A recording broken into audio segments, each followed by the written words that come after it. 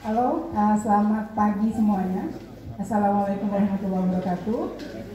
Senang sekali akhirnya tidak terasa kita sudah masuki hari terakhir untuk talk show sebagai rangkaian dari acara APLI Convention 2020. Kebetulan materi hari ini banyak sekali peminatnya. Kenapa saya bilang banyak peminatnya? Karena memang materi ini adalah materi yang sangat luar biasa. Kenapa saya bilang luar biasa? Karena kita akan membahas, mengupas tuntas permasalahan-permasalahan hukum yang muncul dalam industri direct selling. Telah hadir 3 narasumber yang wow hari ini di studio. Di sebelah saya ada Pak Dr. Uus Mulia Harja, SHMH MKN. Banyak sekali titelnya. Ini kebetulan beliau sudah dokter dalam bidang hukum. Di sebelah beliau ada AKBP Juliarman Pasaribu, beliau dari Interpol, NCB Mabes Polri. Selamat siang. Ada juga Bapak Roy Sanani, beliau adalah Dewan Komisioner APLI. Selamat siang, Pak Roy. Ketiga orang narasumber kita hari ini akan mengupas tuntas. Kenapa sih di industri direct selling ini marak sekali dengan investasi ilegal, dengan skema piramida, dengan money game dan sejenisnya? Mungkin untuk lebih jelasnya kita bisa mulai dari Pak Doktor Hukum kita dulu, Pak Mulia Harja. Silakan. Memaparkan dari perspektif yang berbeda, yaitu terkait dengan 106-nya. Tapi ini berhubungan dengan hak distribusi eksklusif dalam sistem penjualan langsung atau direct selling berdasarkan merek dagang terdaftar. Saya sebagai pengamat, sebetulnya kalau kita lihat tentang pyramid scam ya, itu normalnya sudah jelas. Kalau kita lihat undang-undang di 712 itu adalah deliknya delik formal. Seharusnya memang tidak perlu menegaskan kepada adanya korban seharusnya.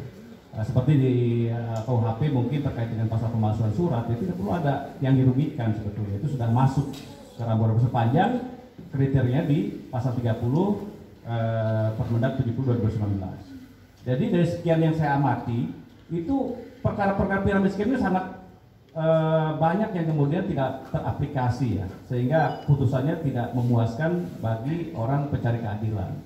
Misalkan orang untuk membayar. Nah, problemnya adalah lama-lama jumlahnya mencapai 200 juta, yaitu jumlah manusia di Indonesia bahkan lewat dari muka bumi. Nah, itu ketika itu pasti kolaps.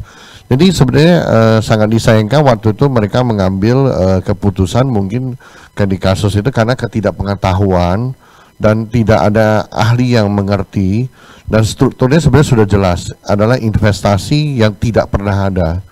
Jadi investasi yang tidak ada seakan-akan contoh mereka menanamkan modal di sini, terkadang-kadang contoh dia menanamkan modal di satu tanah, tapi ternyata tanah itu dimiliki ribuan orang dan semua ditunjukin tempat yang sama.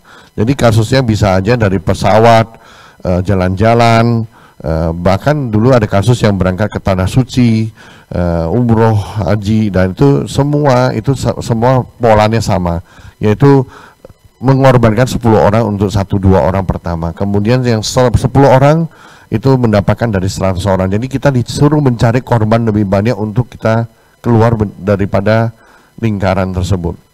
Nah, yang saya sayangkan adalah mereka tidak mencari pihak yang benar-benar ahli. Seperti kasus Wonderman itu, Pak Arman langsung segera menghubungi Pak Joko, dan saya rasa belajarnya 4 bulan ya Pak ya waktu itu ya. 4 bulan belajar untuk memang tidak gampang karena ini kompleks sekali. Biasanya si korban itu tidak berani melapor karena dia juga pelaku karena dia mengajak orang lagi, jadi dia takut. Akhirnya itu makin lama keliling-keliling jadi bingung siapa yang pelaku sebenarnya. Nah, itu akhirnya Pak Arman harus 70.000 account ya dikobok-kobok baru ketemu siapa pelaku sebenarnya. Nah, ini yang mungkin perlu diperhatikan, perlu expert. Kedua juga memang ini tidak akan berhenti, jadi kita harus hati-hati sekali. Masyarakat harus tahu dan belajar terus. Sekarang saya rasa banyak sekali website yang dari OJK, dari APRI, dari kepolisian juga sudah mengajarkan bagaimana berhati-hati terhadap investasi bodong dan skema piramid ini. Terima kasih. Boleh saya tambahkan, Mbak Ina, Pak Roy, yang kami alami itu benar sekali apa yang dikatakan oleh Pak Roy. Kami bisa sampai seperti bukannya kami yang diperiksa, tapi kami yang diyakinkan oleh si owner dan para leader bahwa mereka yang mereka lakukan ini benar, gitu loh. Kalau kita stop, tapi nggak sempat join kan Bang? nggak sempat. Jadi benar-benar itu perang urat sarafnya tinggi sekali, perang urat sarafnya. How to convince people di bidang ini benar-benar luar biasa mereka. How to convince people. Jadi apa yang kita utarakan mereka balas lagi. Apa yang kita tanya mereka balik tanya. Itu benar-benar TikToknya benar-benar gila waktu itu. Sampai ada seorang leader yang sampai penyidik akhirnya setelah berhari-hari diperiksa pulang balik akhirnya, oh Pak, jadi yang kita lakukan ini skema piramida Pak, katanya. Ya iya. Setelah dijelaskan begini, oh begitu Pak. Jadi ya seperti itu. Jadi sangat sampai mereka mungkin bagi leader yang di bawahnya, mereka nggak yakin dan mereka yakin bahwa ini adalah bisnis yang benar gitu loh. Padahal setelah diberikan penjelasan baru nah ini edukasi saya lihat. Ini yang edukasi yang penting yang harus disampaikan ke masyarakat bahwa ini loh yang nggak benar itu seperti ini, yang benar seperti ini. Kira-kira demikian. Kita kalau ngomongin kasus nggak pernah ada habisnya ya Pak, muncul lagi ya. Kita harapkan nanti kalau ada kasus-kasus seperti itu lagi, kalau memang bingung ya kami dari APLI membuka pintu yang seluas-luasnya jika ingin konsultasi, jika ingin menanyakan marketing plan yang digunakan, itu monggo, pintu kami selalu terbuka buat siapapun ya Pak Roy ya. Sekarang kita beralih ke pertanyaan. Ini mungkin dari floor ada pertanyaan, kita kasih kesempatan setelah pertanyaan dari, saya baca dulu kalau gitu. Blesti memang luar biasa. Oh ini bukan pertanyaan ini. Salam kenal dari Klaten. Oke. Salam balik. Oh ini, kalau perusahaan asuransi dalam menjalankan bisnisnya menggunakan sistem MLM, gimana dengan APLI? Kalau perusahaan asuransi dalam menjalankan bisnisnya menggunakan sistem MLM, maksudnya mungkin ini kayaknya Pak Roy yang harus jawab nih.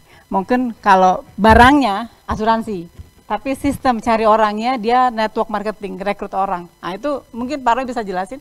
Baik, selama dia mempunyai surat COPL yang sekarang jadi KBLI 4799 dan produknya jelas, itu berarti boleh ya. Asuransi juga termasuk produk yang bisa dipasarkan. Jadi yang tidak bisa itu adalah untuk sekarang jasa ya tidak boleh ya kalau tidak salah Pak Us. Jadi memang boleh, jadi jawabannya boleh Bu. Boleh, tapi dia harus mempunyai KBLI 4799, marketing plan-nya sudah diverifikasi dan kemudian sudah mendapat izin dari Kemendak.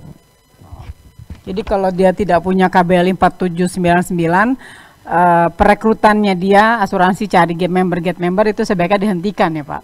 Oke. Kemudian ada masukan buat pemerintah dan pihak terkait agar merevisi aturan sanksi hukum kepada para pelaku money game dan bisnis investasi bodong menjadi lebih lama. Contohnya penjara 50 tahun dan denda minimal 500 miliar agar jadi efek jera buat para pelaku termasuk leader-leader yang terlibat.